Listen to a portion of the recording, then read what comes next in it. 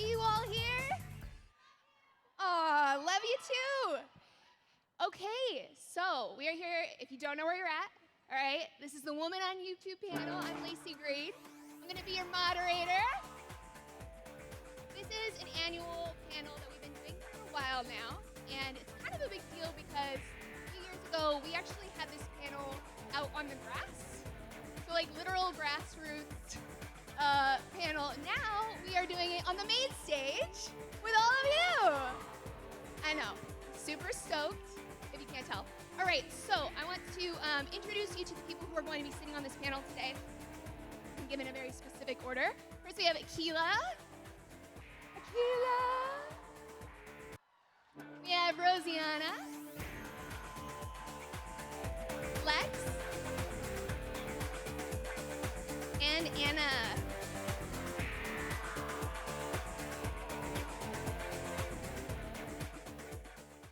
All right, so how many of you have seen this panel before at VidCon? Nice, okay, so that means a lot of you have not. Welcome.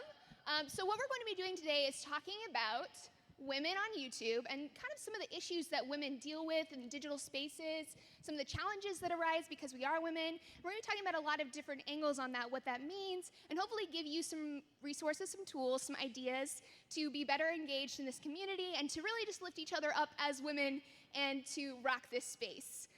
So this panel, I just want you all to jump in, wherever you feel comfortable, and we'll just have a free-flowing conversation. So do you want to start by introducing yourselves? I'll start. Hi, everybody. Happy VidCon. I'm Akilah Hughes. Thank you. It's pretty big, right? Giant hair. So my channel's about how big my head is. No, I do comedy on YouTube, so I do a lot of sketches and social commentary. And yeah, I don't know. I'm really excited to be here again. Hi, I'm Rosianna. I've been making YouTube videos since 2006, so I've been seeing the YouTube world grow and change. It's been really fun. By day, I work for John Green, and yeah, I mean, that's kind of mostly it, really. My name is Lex. Yeah, you.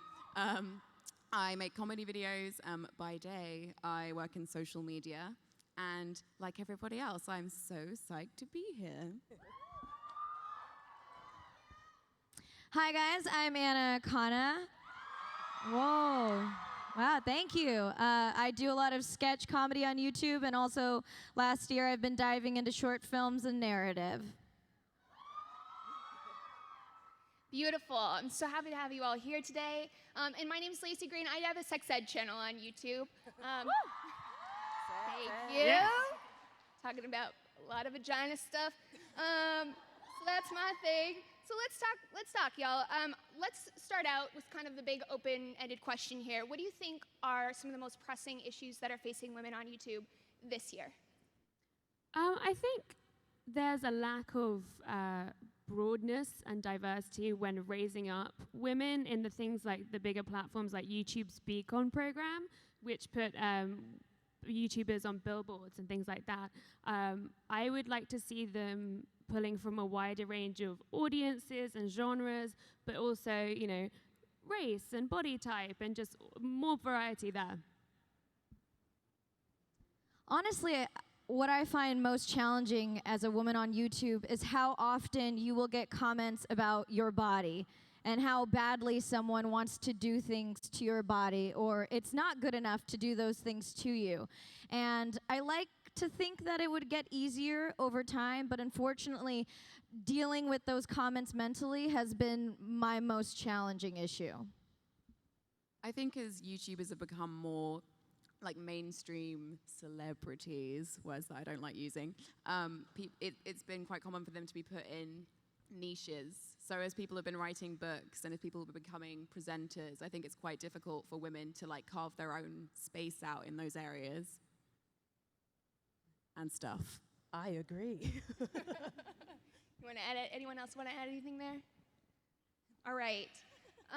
Cool. Actually, I think, Anna, let's talk about comments for a sec. This is a running theme every year. We always have to talk about comments because I think a lot of people, they don't realize for women on YouTube, YouTube is your workplace, right? And when we talk about workplace harassment, people take it somewhat more seriously when we're talking about a physical space. For us, we're immersed in these spaces online all the time, and we're bombarded with these kinds of messages. You've all dealt with it, I'm sure. Can you speak to your experiences, and also what are some tips that you have for people to deal with it, and what can we do as a community to solve this problem? I think we have to realize that no one would ever say this to your face. Also, a lot of people that put comments on the internet don't think anyone's ever going to read it, and they think that there's going to be no repercussions.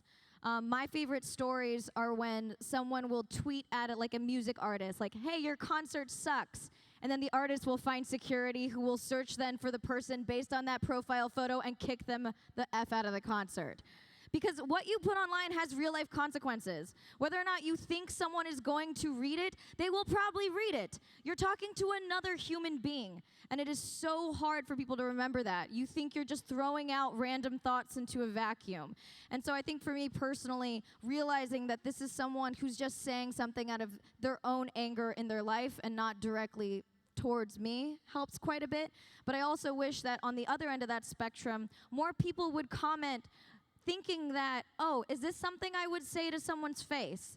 Is this something I'd be brave enough to actually say out loud in public? I think that one of the biggest problems, yeah, that was great. Amen. Can we get an amen? Yeah. I think that one of the biggest problems and a big part of the reason why we keep coming back to this is that when it becomes very, very serious and you have repeated commenters and people coming through email, often comments of a very sexual nature or a violent nature, and it becomes stalking or it becomes repeated harassment in that way, people can't talk about it publicly. Women can't talk about it publicly because it gives them the attention that that's what they're seeking in part. And it's just limited the ability for everyone to move forward, but also for everyone to stress that this is a serious safety issue that is holding back so many women creators across the board, like in all industries, but particularly in this because creators are so accessible in that way. I have, I think, in a lot of ways, a unique experience being the brown thing on the stage. But truly, my experience with the comments is more of, and I think my distaste for the comments comes from YouTube's power to help with sectioning them out. And, for me, in the workplace harassment sort of way, it's like I am getting comments directly to my email that are saying, the worst racial slurs you've ever heard in your entire life. And, people are very creative. Racist people are so creative. And, the things that they say, it's I can't block everything they want to tell me. And so my mission has sort of been to, constantly be pushing it in their face. If I get something that is just, overtly horrible and it comes through the filter, I make sure to send it to YouTube. And I'm like, this is a priority. I feel like I'm going to look back in 5 years and I'm going to realize how silly it is that I have to beg for people to recognize my humanity on a site that I'm using. And so I just feel like, the only thing I can do is try to bring it to the attention of people who can change it. I was talking to my sister quite a while ago because Akilah guest hosted an episode of a show we do called Mental Floss. And that's normally hosted by guys who are white.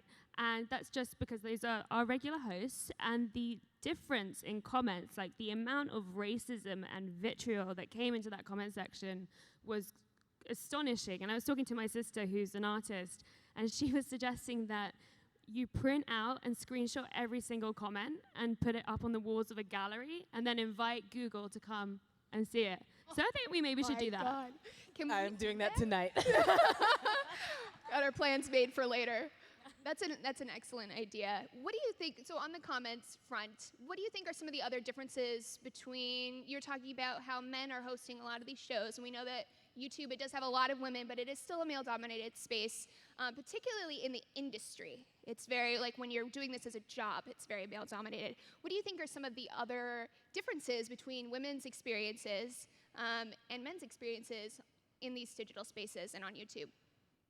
I mean, I definitely think men are seen for what they bring to the table. So if their channel is comedy, people will comment on comedy. Or if their channel is about science, they will ask them questions about science. And with women, it doesn't matter what you are talking about. You are always your face, you are always your body, you are always reduced to something that is completely irrelevant to your content. And I think, it's really sad because there are so many young fans, especially at VidCon, especially, who are here and who are big fans of it, and they see it. They see it all the time, and it's become normalized. And I think that that's an important thing to address, and hopefully they will. Absolutely. Thank you guys. Hell yeah. Other thoughts? I also feel like with women, if you reach any kind of success, people are quick to dismiss it as attributed to something else. Like in my personal experience, a lot of people say I'm only popular because of who I dated. It had nothing to do with the fact that I updated every day or tried to create a lot of content that really spoke to me. It was always about, oh, you're pretty.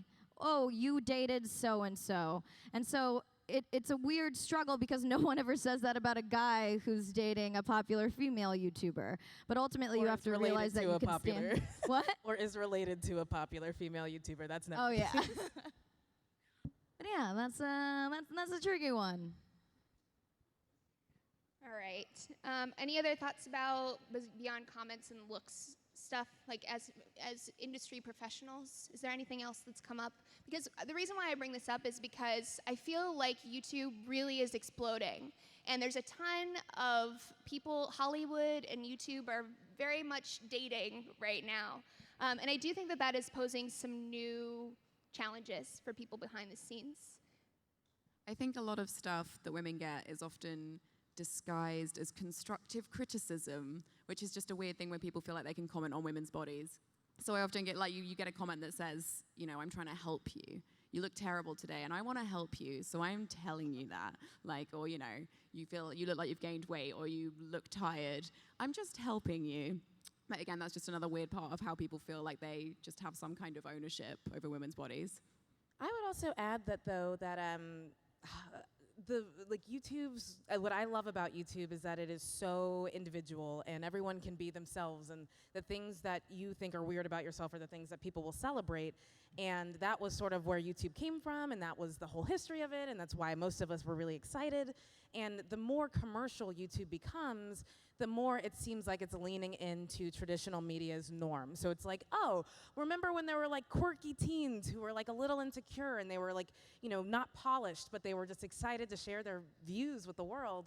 And it seems like now, where that used to be what YouTube would promote about itself, in a lot of ways, they're shying away and they're like, no, these are the talented people, they're the beautiful people, please give them lots of money, please give us advertising money. And so it's, I think, very frustrating for people who are creative and who came up in the beginning when it was like really new and fun to see that it's, in a lot of ways, starting to fall behind even traditional media in terms of progressiveness. I think we kind of make a lot of excuses for traditional media, and I'm afraid that that's going to happen with YouTube. We don't challenge it, we don't expect it to change. Like, there's so much that I want YouTube to change and to work on and to fix, and the comment section is just the beginning of that.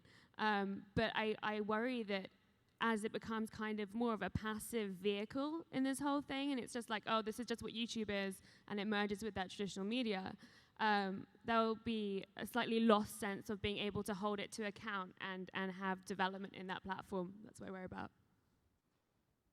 So in all of these issues, we're talking about the comments, we're talking about some of the subtle digs that you deal with in the name of improving it, the excuses that come up to not push us to do better. How do you think that some of these issues are compounded for women who are at the axes of multiple identities that are marginalized? So being a woman of color, being a gay or lesbian woman, trans women, women with disabilities. How are these issues, in your perception, affecting the YouTube community, and what can we do about it?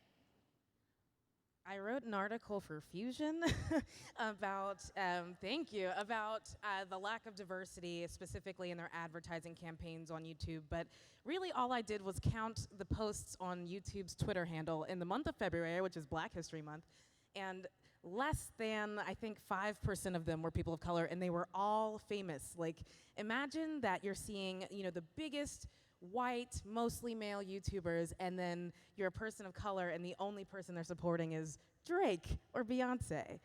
It's very discouraging. And so I think, I mean, in a lot of ways, I talked to YouTube about it for the article, and though they didn't have much to say then, I do think that they're trying to make strides to make it better. I think it definitely hit home and really resonated.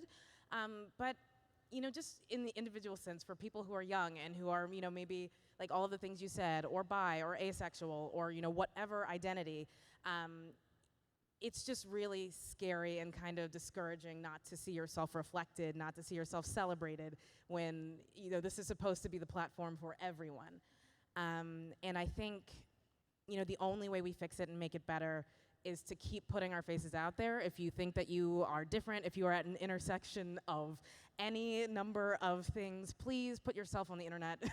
Please be that person. I try to make content for 16-year-old me because it wasn't on traditional media. And I think the more people who do it, the better the site will be and the better the world will be.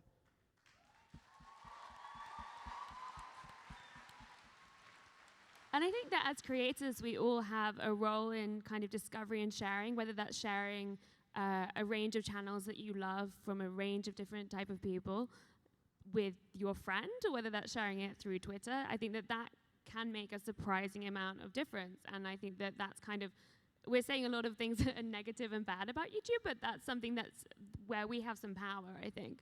Truly, like, I mean, if I can just piggyback on that, I think YouTube's all about subscribers, right, and numbers, and I think a lot of people get lost in that. And, you know, the people who have supported me the most, who have made the biggest difference in subscribers, are people who, and with every, you know, like objectively probably stand to gain nothing from sharing my content. They're more popular than me, they already have an audience, and they are privileged. They don't need to share and help. And I think I just want to thank those people and also like encourage you, like, listen, if you don't subscribe to someone who doesn't look like you, please make it a mission by the end of this weekend to find someone who is different than you, find their channel, look at their content, and share it with someone. Like, that's the only thing that's missing. That's the only reason why less people who are diverse get to be even on stages like this. Yes, absolutely. I've actually had a very positive relationship with YouTube in terms of Asians being represented. There's a reason why Nigahiga is one of the largest channels. We rarely see Asians represented in traditional media unless, you know, every time I go out for an audition, it's like computer hacker or like the geeky best friend. And that's all I can pretty much go out for because they always have a token Asian written on shows. But on the internet, people like Natalie Tran who have a beautiful, Natalie Tran, right? She has a beautiful comedic voice, and she's able to express that she is so much more than the stereotype.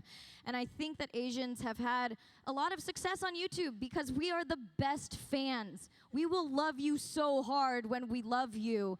And to be able to see our own face on the internet has been such a privilege and such a joy and makes me so excited. I do want to encourage anyone who is an Asian female or male to create your content, because I've noticed with a lot of my fans, it's like, I want to make a video, but I never will because it's terrifying. And you know, the more we get out there and the more we make, the more of each other we'll see and the more common it'll become. So really, don't fall into that stereotype of having to be meek and find your own voice on the internet.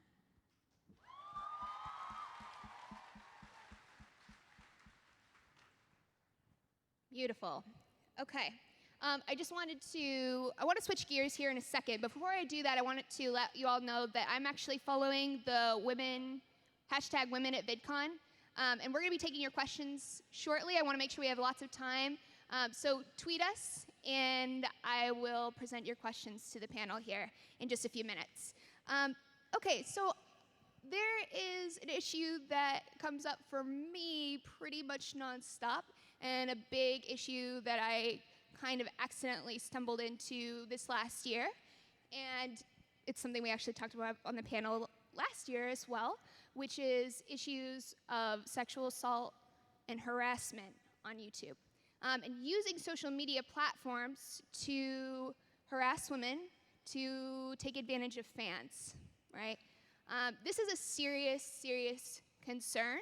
And I think that a lot of people, including myself, kind of feel a bit helpless about what do I do? When the sandpaper issue came up last year, I was completely stumped. I literally sat at my computer on my bed just like, what do I do? Oh God, what do I do?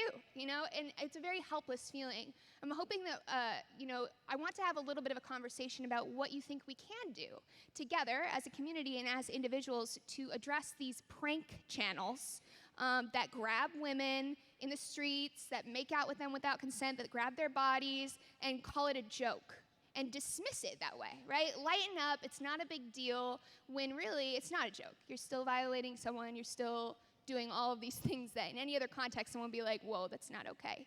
What do we do? Well, IDK face. my first feeling is exactly your feeling on the bed. I'm just like, I don't know what to do with this. This is a big problem. I think that there are several things. I keep going back to holding YouTube and Google to account, but I think that they do need to set out, even if it's not something that they can practically enforce, there be more of a push to set out what is acceptable and isn't acceptable on the platform, with a move to being able to enforce and protect fans and strangers and just everyone. Just kind of step away from that culture that this is a platform where you can display that you can grope anyone in the street and have it be a prank and comedy video. Because I know that YouTube doesn't want to be associated with that, however many views or ads it gets. Like, that's not beneficial to them. So that would be one thing. The other side of it is channels like Laci's channel, education side of it. I think I want to see more content funded and created about sexual education, but also sexual assault. And that was something that we saw coming up in the kind of 6 months or so after these things first came about. And we actually just launched this channel called Engage Uplift, which is hosted by the wonderful Kat. And it's fantastic because it's something that goes beyond YouTube, right? This is just, YouTube is kind of like a microcosm of this situation. This happens every single day. And in a way, not that I can ever say that it was a good thing that this happened, but in a way it's brought some light on it. And it's put that in a position where we can have these conversations with people as these examples and hopefully help and protect more people in that way. I think it's really important that yes, good. Yes, amen, Rosianna. I think it's really important to just make it clear that people who do these kinds of things aren't welcome in any aspect of this community. So it's not just, it's the brands that work with creators, it's the events, it's the people who watch. If we all take quite a strong stand against it and say, this is a safe community, and if you make it unsafe, you are just full stop not welcome here, I think it's really important that we do that. Yeah. So real. Can I be real for a minute? I feel like I'm entering this Betty White stage in my life where I'm just like, fuck everything. And so, and we get there. We all get there at different points. But I truly think, feel your feelings, but be pissed. Don't be ashamed of being annoyed by it. Call it out on Tumblr, call it out on Twitter, tell everyone, this is a problem. And I think that's how you deter that behavior, because so much of it is celebrated, ooh, it's a joke. And I'm like, you're not a comedian. There's nothing funny about touching strangers without their consent. There's nothing funny about building an audience based on oppressing people. And the more that we tell them it's wrong, and the more we go out of our way and are not afraid and will not back down, I think the more things will actually start to change.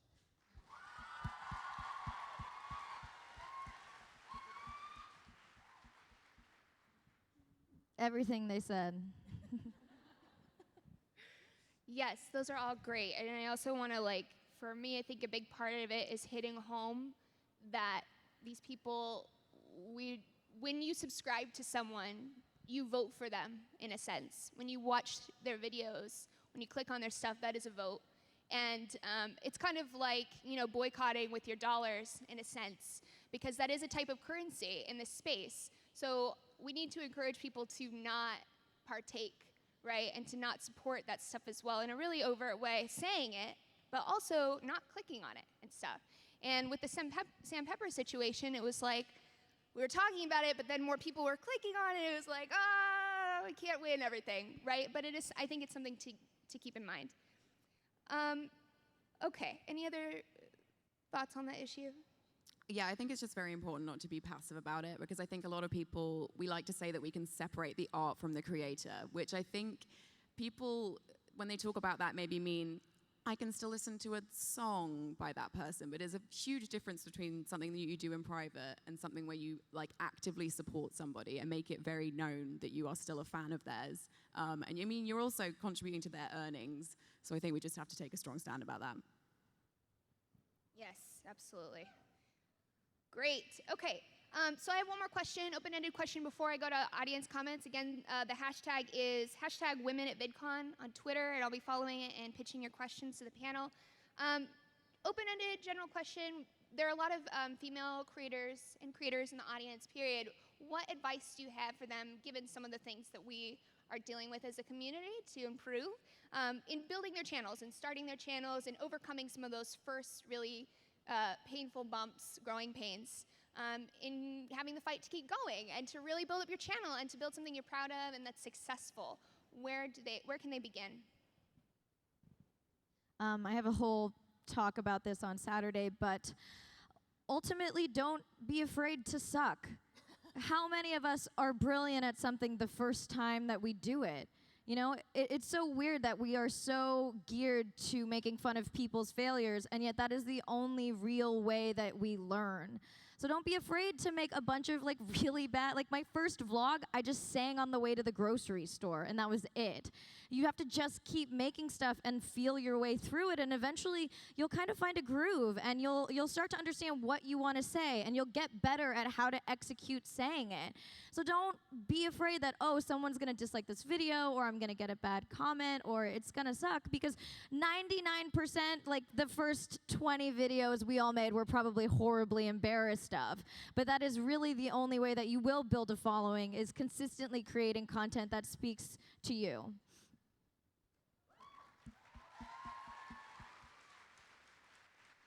I would say reach out to other creators, especially if they're also starting out at the same time. It's so helpful to have a supportive network that you can kind of bounce things off. And also, if you're having a bad day, if you get one of those bad comments, you can be like, look, this really upset me, and discuss it with that person and discuss how to proceed.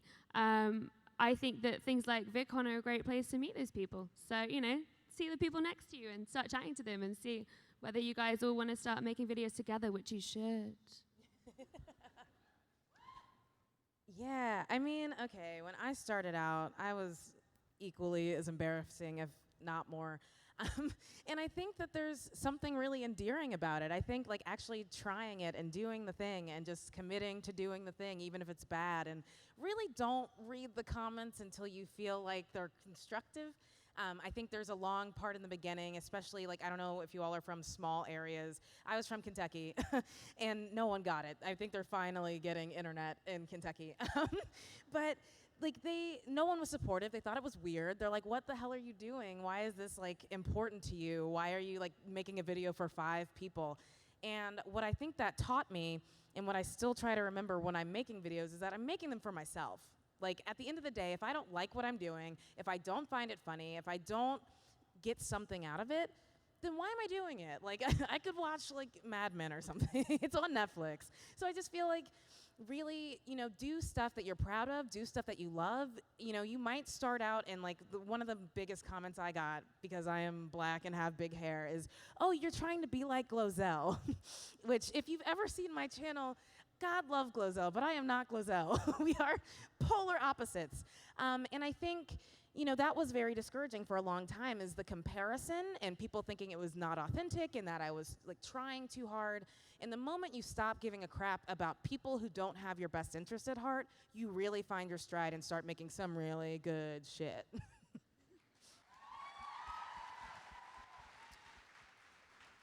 I think it's important not to be intimidated, because YouTube can seem like a very shiny, fancy place sometimes, and everybody has perfect hair and everybody has, you know, an amazing camera, but I feel like something just fell from the ceiling. Everybody starts somewhere, as everybody's been saying, and you don't have to feel like you have all the fanciest equipment. If you're making good content, which obviously you won't at first, but when you're making good content, that will shine through.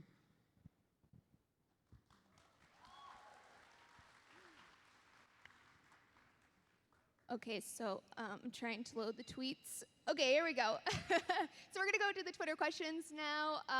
There's a ton of them. You guys have really awesome questions. I'm glad that we're all kind of on the same page about the things that we're thinking about.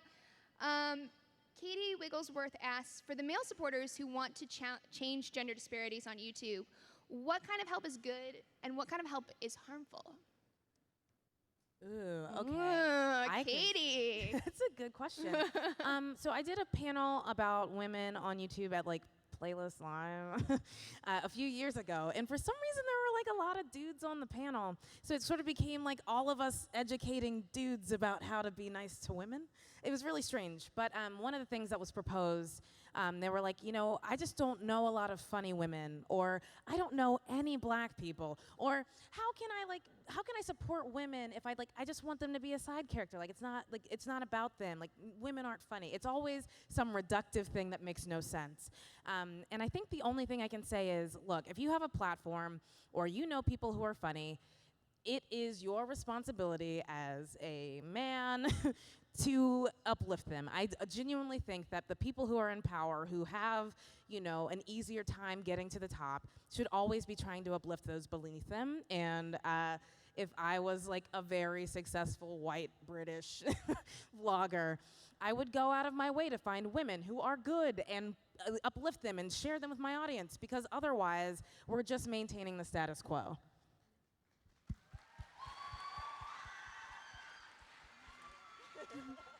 Something that I find really helpful, that I think Lex actually has mentioned in the last few years of panels, is taking the time to comment on other women's videos and on just people you want to raise up. Because when you do read the comments and you have that support there, and just knowing that someone is paying more attention to you more than what you look like or what your body type is or whatever, that's so helpful, and it's just kind of a small kindness. And if you can do that for anyone's video you watch and like even a little bit, then I think that's a really good way forward. Hell yeah. I just think not speaking for women is very important, because I've had a lot of that. And also, you know, telling women what feminism is and what their experiences are is super duper not helpful. I think you mean equalism. Okay, yeah, I'm sorry. It's just not helpful, and it's happened a lot, and it doesn't make you a feminist to try and shout louder than the woman next to you about her experiences. Say it. Say it for the people in the back. I'm just going to tag on again. Literally, please stop making videos that were like, I finally understood women after I like wore high heels in public one. Like, no, shut up about it. Like, okay, women experience their lives and they're going through it, and everybody has individual problems. They have their strife, but please don't reduce our experience to a nugget where you're like, oh, I realized women were people, so please subscribe to me because I'm a good guy. No, link to someone else, please. Thank you.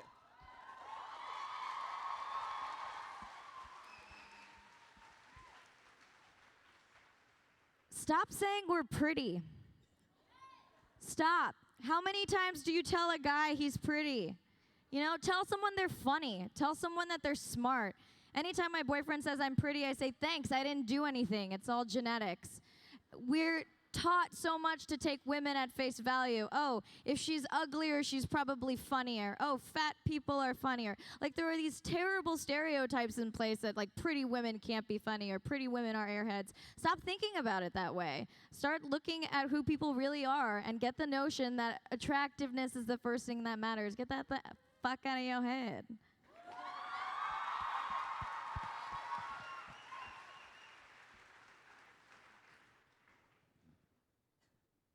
I saw like maybe I'm gonna make a comment face. All right, great. Those were great questions. Okay, Sophia on Twitter says, "What's your opinion about how mostly all women on YouTube are thought to be beauty gurus, or the idea that if you're gonna make videos as a woman, you should be a beauty guru?" There's two sides to it, I think, because there's one part that's like beauty and fashion and makeup are for some reason, because they're associated with women, decided to be unimportant or silly or trivial. And I think that's something that we really have to actively reject. I'm sad that there's not a beauty guru on the panel this year, because I would love to have that perspective as well. But yeah, no, I think that's something that we really have to challenge. On the other hand, as we were saying earlier, boxing women into anything or expecting women to be something and only that thing is just playing into the hands of people who want, women over here doing their own thing and talking to each other and not talking to anything else. And of course, that's terrible, because why would women talk to women? Women are the worst. And and moving forward. Yeah.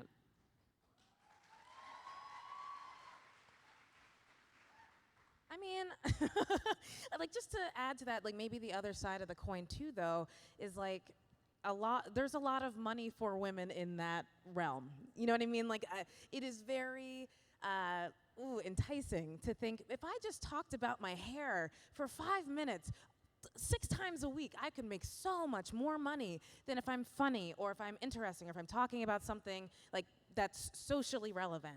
And I think so it's reinforced, right? Like, there are people who that is their passion and they're great at it and they deserve your time and your energy, and they do teach you stuff. Like, I learned how to do my eyebrows and it's changed the game. Like, these people are clearly, they're worth your time and they're worth investing in. At the same time, I think, I'm always sort of like big picture system. We need to encourage people to be investing in women outside of what they look like. We need to stop saying, oh, it's okay for L'Oreal to give millions of dollars to people who will talk about lipstick, but no one is going to fund the people who are, really challenging the way we see ourselves and the way, people exist in the world. So I think, it is great, and I love that diversity of content, and I have too many favorite beauty gurus, but I think, on a base level, it's a really good deal if you want to get into that and you want to just make money, or you want to have a fan base that loves you because you can make their face beautiful and make your own face, really, really cute and look different. But we can't all be beauty gurus. Like, there should be a diversity of talent for women on YouTube, and diversity of money and funds for that too. To add to what Rosianna said, I think feminine things are often rejected as not real. Like, it's not really a real part of YouTube. I actually was on a panel a couple of years ago where a guy told me that beauty YouTubers weren't part of YouTube, which I'm pretty sure he would eat his words now. But it's just a rejection of, if it's something that women do, then it's not a real thing. It's just a side thing. It's not part of YouTube. It's just a whole other section of YouTube. And I think we have to reject that, because it's ridiculous.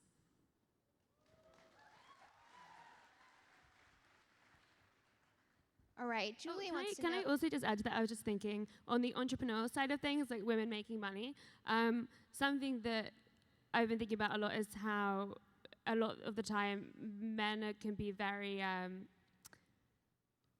proactive, because they have this kind of built-in sense of entitlement. Isn't quite the right word, but it's along those lines. Like, they know that they can ask for more money, or they know that they can reach out to someone and go do something. And that has been the kind of across the board the case with people seeking opportunities and collaborations and partnerships. It's really exciting to me to see so many women on YouTube taking that path and saying, by what they're collaborating with and what they're doing, I'm important and I'm valuable, and what I do is valuable. And so it's not about waiting for them to come to you.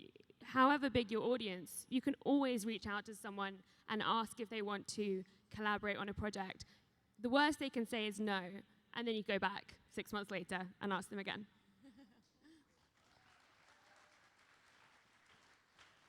Any other lingering thoughts on the beauty guru issue? Okay. So Julie wants to know, what's the greatest fear you had to overcome in order to step into your full creative self-expression on YouTube? Okay, I'll go first.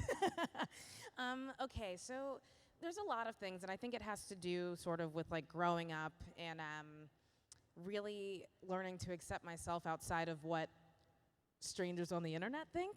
I think it's great, and I love the people who are supportive, and I really like the people who drive me to be better. But we have to realize that there are, realities in the world, right? I really want to do this like crazy experiment where I just post the exact same video, but have my very pretty, like long hair, brunette friend with her like blue eyes do a video, and have her in the thumbnail, and do the exact same script and have myself in the thumbnail, and just see the difference in numbers. I think for a long time I was deterred from even making stuff because I'm like, oh, this is like for white people. Like, white people excel here. I don't see myself. Glozell is, she's wonderful, but she's very much an adult. She's not, in her early 20s. She's not trying to navigate this new space. She's really found her voice already. And I think you learn to stop listening. Who cares? You know what I mean? Like, the people who comment who don't have even like a picture for, like, it's just a blue man that's like, I don't like you, you're brown. I'm like, okay. I don't even, like, you're not a person. You are literally like some weird virus on my computer. And so I think you just get to the point where you're like, I don't see it. I like, the end game is much more important to me than whatever your bullshit opinion is.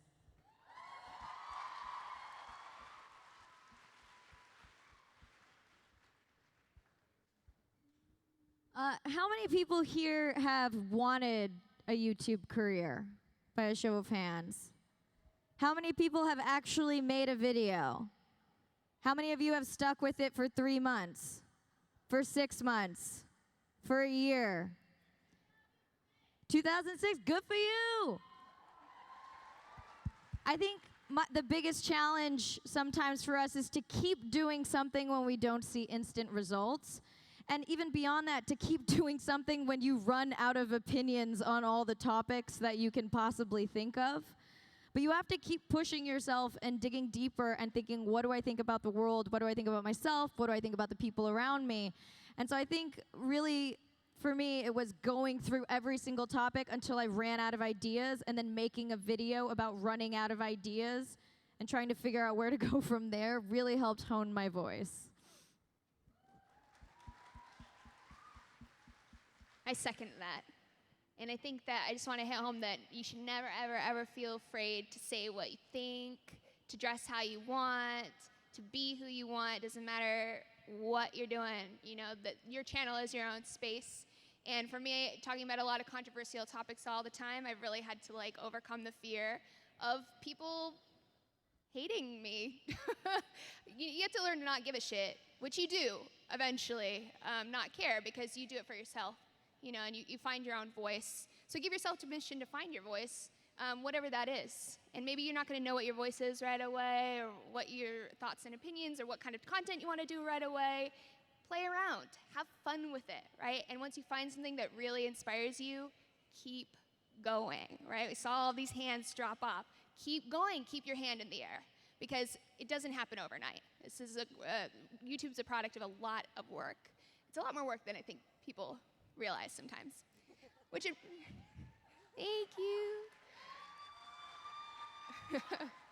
You guys are cute. Okay, so we have a couple more minutes here. Gino has a good question. How do you feel about using female body parts as thumbnails on YouTube? Yeah, like a hand. Like your boobs? Shot, like a boob. Or like boob and Like just one boob. I don't have to worry about that. I've seen male YouTubers do that a lot. And I think it's kind of different when it's your own body parts. So I've seen like daily vloggers and stuff who use like their girlfriend's boobs as the thumbnail as the video, and the title is something strange and demeaning. And I just, that's not great. I think you can do what you want with your body. So if I want to put a picture of my elbow as the thumbnail of my video, it's about as saucy as it gets, then that's fine. But I do think like men using women's body parts as commodities for thumbnails is a little not great.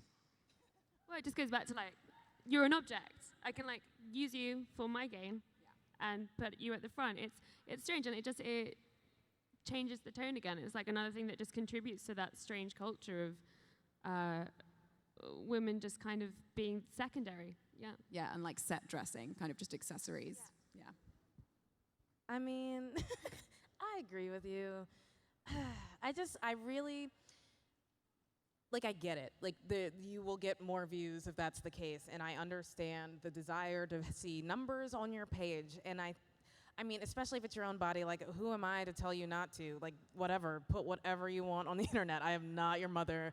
But I really do think it just perpetuates all of those problems, right? Because the things that will get the most clicks will be those things. And so people will reduce all of the women on YouTube to that. Why didn't you put your boobs out? Why aren't you doing this thing? And so it's a double-edged sword because it's not your responsibility to fix the patriarchy. But I do think that, like, it kind of reinforces the idea that, oh, well, you will be worth more if you put those things on the internet. So it just kind of sucks. To me, like, I would just say #sucks. And I also think that, like, that is the thing that, like, all views aren't equal, you know? Like, just because the numbers are growing doesn't mean that that's a valuable, important, engaged view. And I think that seeking just the numbers alone, even though that can give you clout in other ways, I think that can be a tripping point, because then you stop doing it for you and you start doing it for someone else, and you start kind of following a very formulaic approach. And I just think that doesn't help you individually.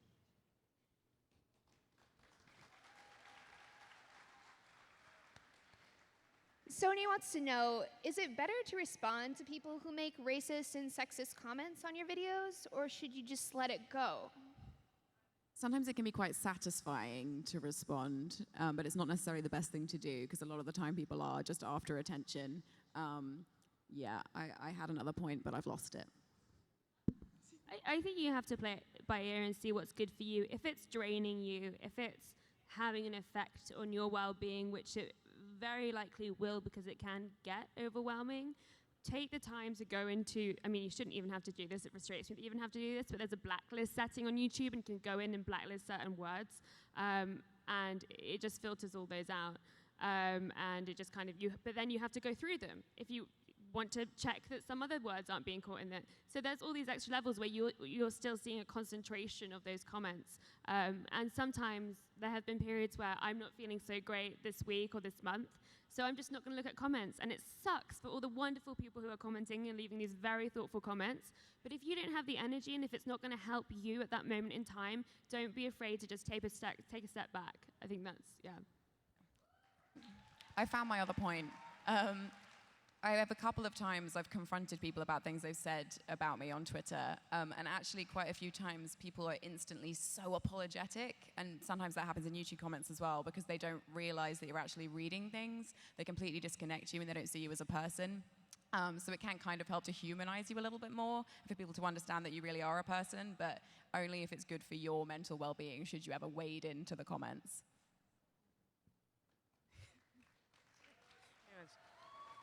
Oh, again, I'm never like very specific. I don't have like my actual set of answers, but I do think like it can be very satisfying to drag someone's ass across the internet when they're ignorant as fuck. I'm sorry. Let's just say it. Drag them. There are times when it is so good. Like a really quick example, I did a video about having like racial discussion fatigue, where you're just tired of explaining that you're a human and that maybe people should just shut up. And I got, thank you. And I got this comment that was like, well, you would never want to live in Africa. And I was like, yeah, what does that mean? Like, first of all, it's a gigantic continent. So it's like, I'm pretty sure there's a lot of places I would live there. They have beautiful houses and gorgeous houses. I mean, it's really stupid. But so for that, I basically just listed like all of the things I would love to do in Africa on a bucket list. And I'm like, if you would like to foot the $5,000 flight and also all of those shots and like tests you have to go through, I will absolutely visit Africa for you. Thank you. Love to hear from the fans.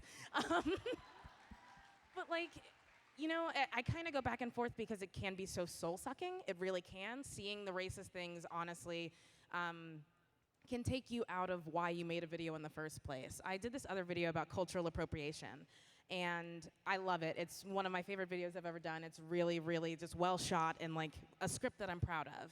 And there are a lot of horrible comments because lots of people are racist, and racist people are bold on the internet and cowards in real life. And I think I would read the comments repeatedly, and I forgot after a while, like, that it was on a video that I had done that I really liked. Like, I just kept reading it, and I'm like, I hate you, and why would you say that, and block, block, block, block, block. I'm like, wait a minute.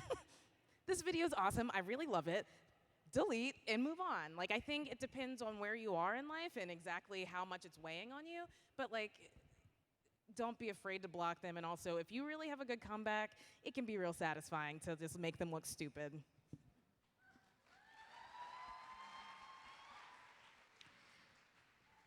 I think it's weird that internet bullying is the only bullying we tell people to ignore, right? Like any other time that you're bullied, people are like, stand up for yourself. All you need to do to make a bully stop is to stand up. And yet whenever you get comments, everyone's like, oh, ignore it. It doesn't mean anything. It doesn't affect your life. And yet you will carry that with you all day until you think of the perfect response.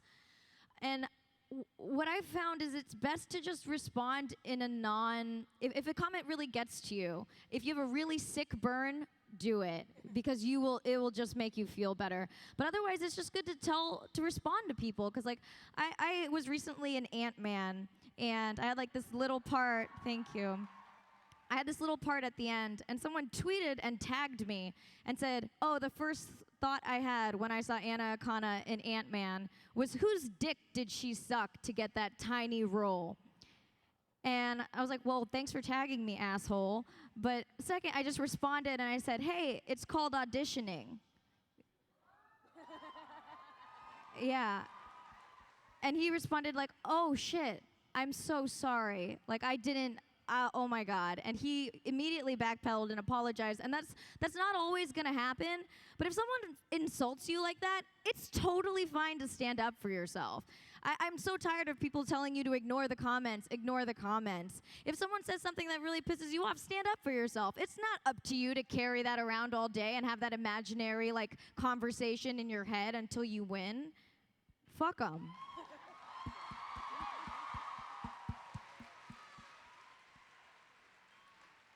I think that when it comes to the comments, there's no one size fits all, is kind of what I'm hearing here. It depends on your personality, it depends on the type of person you are.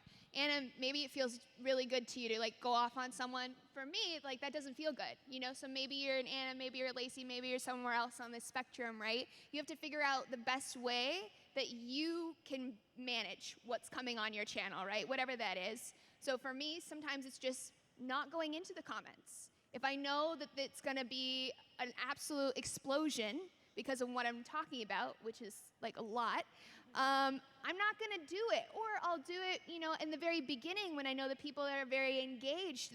People in this audience, you're very engaged with what we're talking about. You're leaving insightful comments, and you're giving me feedback that's really helpful. When it gets out to the broader internet, I found the comment section becomes less and slowly just like a complete mess, right? So I think you have to figure out what works for you. It's okay to not wade into comments. It's okay to respond. It's okay to do whatever makes you feel good about your work and help you deal with it. And maybe you're gonna have to experiment, right? You're gonna have to experiment a little bit, try responding and say, oh, well, that actually made me feel worse. Let's try something different next time. And always, always, I think it's important to have someone to talk to about stuff. If you're going hard on YouTube, this is like your thing right now, or for a while, hopefully, right? Talk to someone else offline and vent about it. That can be very therapeutic as well. Don't internalize all that crap inside yourself and let it fester, right? Let someone else share that with you. All right. Thank you, thank you. Okay, so we're getting really close to ending time here. I just want to kind of cap off on a positive note and okay, we'll just no. I think these are really important things we're talking about, and I do want to leave you all feeling ready to go take on the world, and it's a bit of a process sometimes figuring out how to do that in a digital space. Amanda wanted to know, speaking specifically to imposter syndrome, feeling like you're not good enough for your audience or whatever. And also a couple of other people had tweeted about body image issues, feeling insecure on camera. How do you deal with these things? How do you find confidence to just keep going forward with your art? I definitely found that kind of faking it until I made it really helped. So telling yourself that you're great and telling yourself that you're funny, maybe not out loud in public because sometimes people stare at you. When you're by yourself. If you're with friends, feel free to talk about how great and funny you are. I do all the time. My friends hate me. Yeah, she does. Yeah, I really do.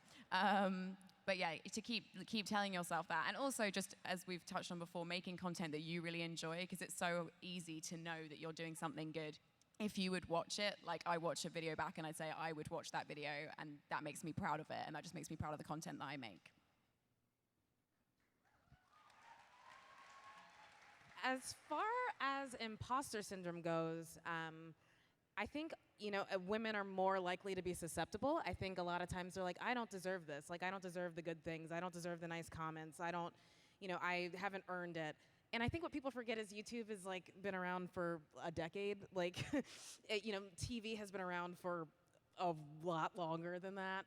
And I think we all deserve it. There's a reason why it's free to use. There's a reason why you can upload and be anyone and do it. And so I definitely think that because sometimes you're right. Sometimes you're not ready for it. Maybe you don't want to do it. But I think there are other times when you should just have the confidence of, I think Mindy Kaling said it, like a tall white man. Have the confidence. You deserve all of the good things that happen. And then as far as body image goes, what I always do is look back at my old videos when I was really young. And I think I was a lot more insecure then, and I think like it is something you sort of grow to love yourself, and you sort of grow up and grow out of that in a lot of ways. But like no one's perfect, and no one's always confident. And a lot of being confident is just telling yourself that you're confident. But when I watch my old videos, I think, wow, that girl would be so excited for me right now. She never thought that anyone would have wanted to watch her, that anyone would share this video, that someone would want to interview her, that these things would be possible. And so it becomes more about competing with yourself. Like, what's the next thing I can do that's going to like take over the last 10 things that I did? Like, always be making yourself better, and then the other stuff just sort of falls away. You're not competing with somebody who has skinny arms or long eyelashes. You're competing with yourself. Mm-hmm.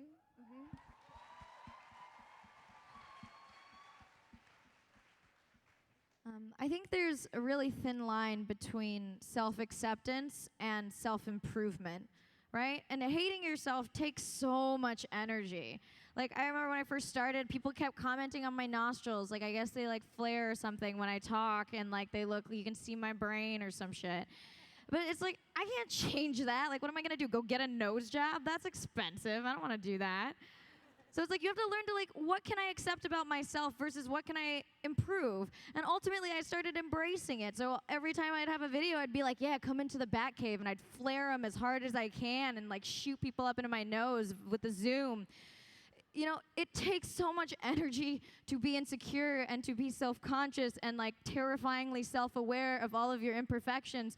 Just embrace who you are and improve the aspects of yourself that you can and that you want to be the type of person that you want to be.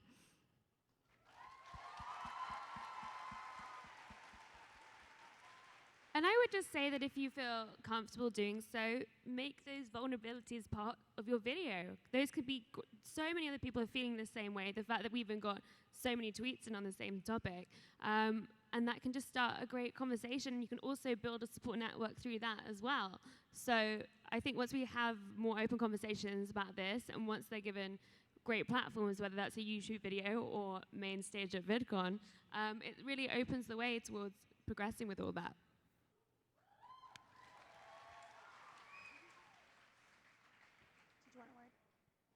Okay, so we are actually out of time.